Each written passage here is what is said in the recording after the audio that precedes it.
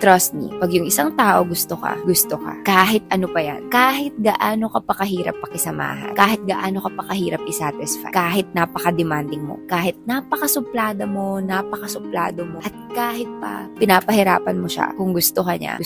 Kahit ano pang ka-red flagan yung pinapakita mo, walang tatalo sa patience ng isang taong gustong-gusto ka. Kasi alam mo, kahit gaano pang kasamaan yung ipakita mo sa kanya at kahit countless reasons na yung pinaramdam mo sa kanya para sabihin hindi ka okay na tao, magsistay yan. Pero bakit? Ang dami-dami namang tao sa buong mundo na mas tatratuhin siyang tama. Trust me, alam na alam niya yun. Alam niyang napakaraming tao sa buong mundo. Pero magsistay siya. Hindi dahil wala na siyang mahanap na iba. Hindi dahil wala nagkakagusto sa kanya. Pero dahil ikaw lang ang gusto niya. Wala nang ibang explanation doon. Ikaw lang talaga. Kasi again, hindi siya madadala sa mga actions mo lang. At sa mga hint na binibigay mo na hindi mo siya gusto. Walang makakapag-give up sa kanya, kundi sabihin mo na lang sa kanya na ayaw mo sa kanya at hindi talaga siya yung gusto. Yun lang, at least, mas klaro sa kanya. At least, alam niya kung saan siya lulugar. Kasi hanggat wala kang sinasabi, kayang-kaya niyang patunayan ng paulit-ulit na ikaw yung gusto niya. Kahit na at kahit pa.